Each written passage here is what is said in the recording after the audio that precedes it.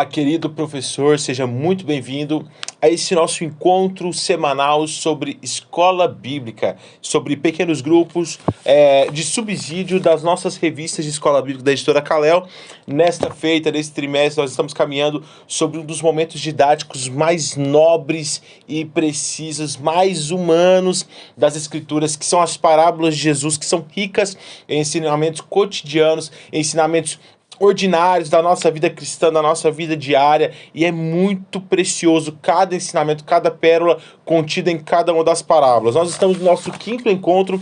Essa lição foi escrita pelo pastor Jessé Bueno, pastoreio na cidade de Curitibanos, e nós iremos caminhar nessa parábola maravilhosa que fala sobre o joio. O texto-chave é o seguinte: o mundo é o campo, a boa semente são os filhos do reino, os joios são os filhos do maligno. É muito importante você, professor, caminhar sobre a sabedoria diária, analisando, trabalhando cada um dos conceitos aqui, cada uma da sabedoria diária com o seu aluno aqui. Fica a minha dica de sempre: crie um grupo no WhatsApp com os seus alunos e semeie no coração dele, diariamente, cada uma das pílulas da sabedoria diária, e assim, quando você chegar no encontro, esses alunos vão estar mais preparados, adiantados sobre o conteúdo. O texto, a leitura bíblica, fica lá em Mateus, no capítulo 13, no verso 24 ao verso 30, e trata sobre a parábola do joio, que é muito rica em ensinamentos. O objetivo principal é o seguinte, mostrar o cuidado de Deus com a sua igreja, a inimizade do diabo contra ela e a necessidade de cuidado com os falsos cristãos. Lembrando que desde o momento em que Cristo ascendeu em seu ministério e começou a pregar, ele alertou sobre as falsas doutrinas.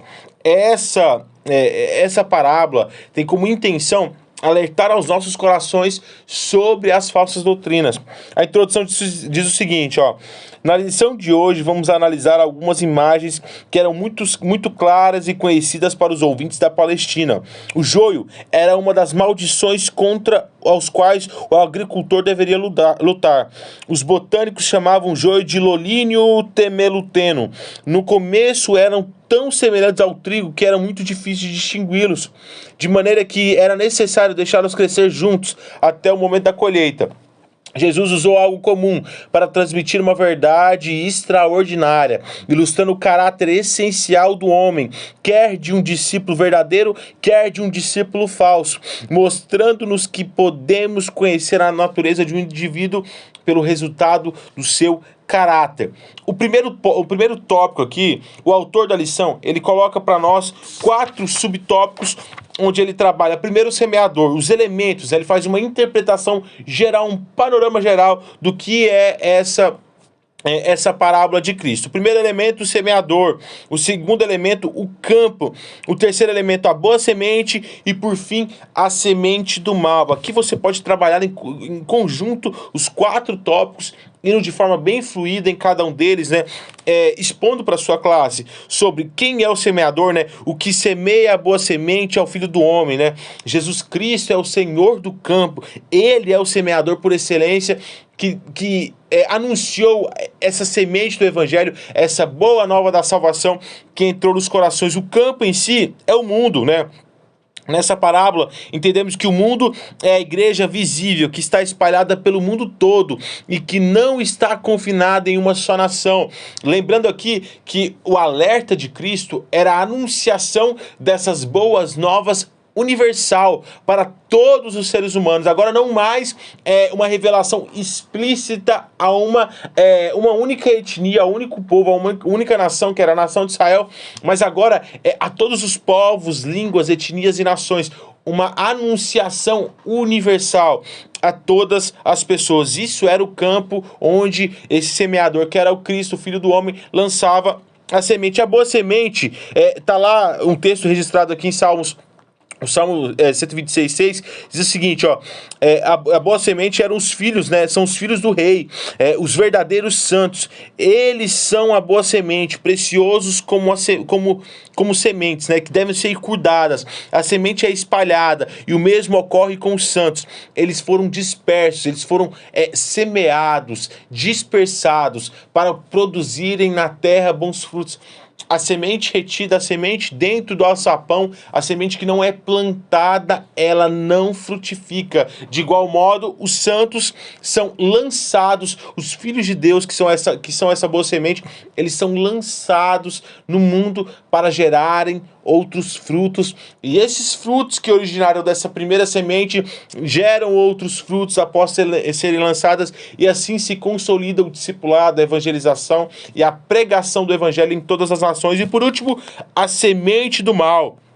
O joio são os filhos do maligno. Aqui está o caráter dos pecadores, hipócritas e de todos aqueles que são profanos e iníquos. Eles são maus, eles militam acentuadamente contra a boa semente, que são os santos, são os cristãos.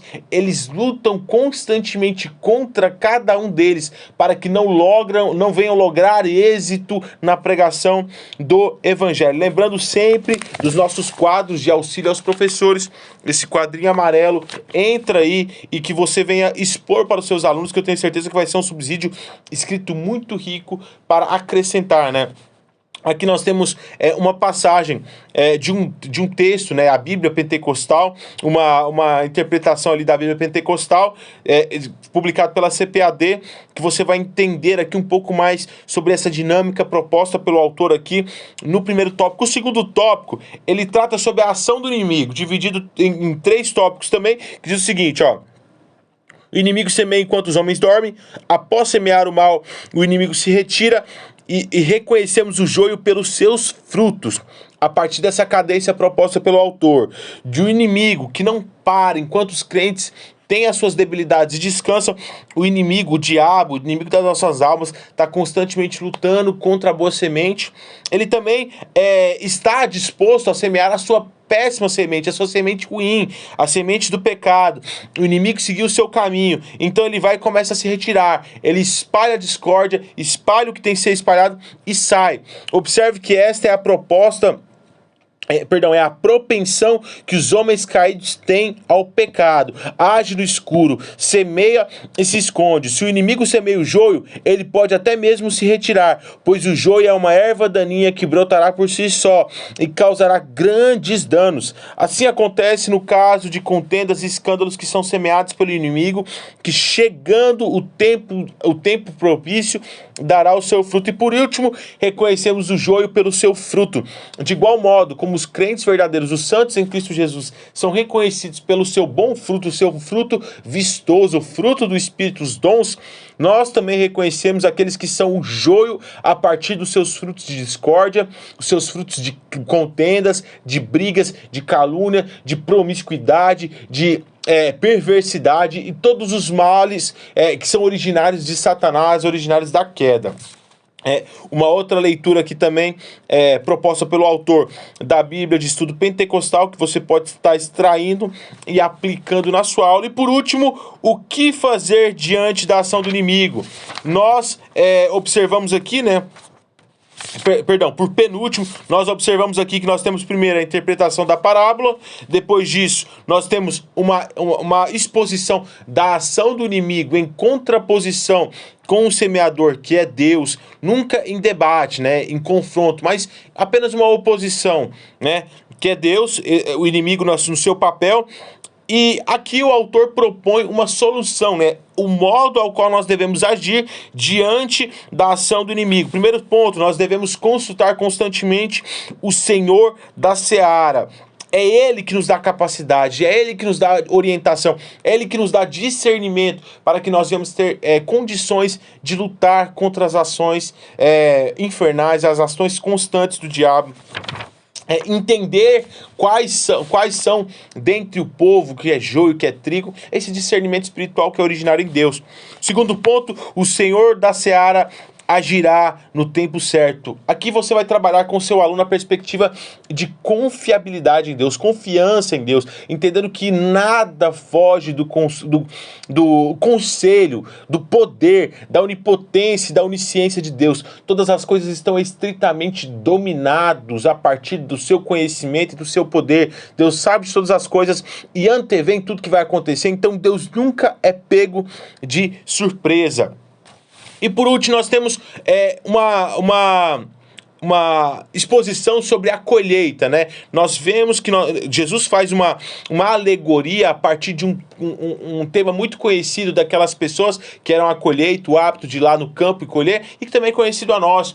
Quem aqui não sabe do ciclo comum da colheita, onde você vai lá, ara a terra, prepara a terra, planta, aduba, aí essa semente vai germinar e essa planta vai crescer, vai gerar novos frutos, aí então você vai estar pronto, depois de estarem maduros, para recolher estes frutos. E aqui o autor trabalha justamente isso. Há um tempo para a colheita. Primeiro subtópico, a ceifa é a consumação dos séculos. Chegará um tempo onde todas as coisas convergerão para a volta iminente de Cristo. E a ceifa, onde o semeador que semeou irá colher os que são seus e lançar no inferno, lançar na condenação infernal aqueles que são joio, chegará. E nós sabemos quando é o período. Não sabemos a data, nem o dia, nem a hora, mas sabemos qual é o episódio da volta, da consumação dos séculos, da volta iminente de Cristo. Segundo ponto, o joio será lançado no trigo. Você precisa trabalhar mais do que nunca, em tempos onde as pessoas constantemente tentam diminuir a condenação do inferno, a realidade do inferno. Nós e você, professor, precisa trabalhar muito preciso na sua aula a realidade eminente da condenação para aqueles que são joio, aqueles que não estão em Cristo, estão fadados à condenação ao inferno. Seja enfático. Toda doutrina, adoração e prática corrupta que foram escândalos para a igreja e a ofenderam, sendo pedra de tropeço para a consciência dos homens, serão condenadas pelo justo juiz naquele dia e consumidas pelo brilho de sua vinda. No quarto ponto, no quarto subtópico aí, e último, todo trigo será reunido no celeiro de Deus. De igual modo como existe a condenação infernal, existe também uma esperança para aqueles que produziram bons frutos e foram de fato boa semente. A esperança de que Cristo voltará e irá reunir a congregação dos santos, toda a sua colheita bendita, e fará bom uso deles. Irá reservar esta boa semente junto ao seu celeiro celestial. E aqui por último nós temos uma exposição do comentário bíblico do Novo Testamento, do Arsbin, que é muito positiva. Você pode estar trabalhando para finalizar esta lição juntamente com seus alunos. A conclusão é a seguinte: enquanto a colheita não chega, teremos que viver ao lado do joio, mas chegará o dia em que os justos resplandecerão como o sol no reino de seu Pai. Eles brilharão como o sol, a mais gloriosa de todas as coisas visíveis. O nosso Salvador concluiu como antes, mandando que prestemos atenção. Aqueles que têm ouvidos para ouvir, ouçam. A nossa felicidade está em ouvirmos essas palavras tão preciosas. O reino chegará à sua plenitude. Até lá, aguardemos com expectativa a consumação dos séculos e a volta do nosso Senhor. Você que quer adquirir essa lição, entre no nosso site editoracalel.com.br. Entre lá também, que nós temos vários outros livros que pode estar agregando a sua aula e agregando a sua vida. Que Deus venha abençoar ricamente o seu ministério e o seu desenvolvimento como professor de escola bíblica e pequenos grupos. Deus abençoe a sua vida.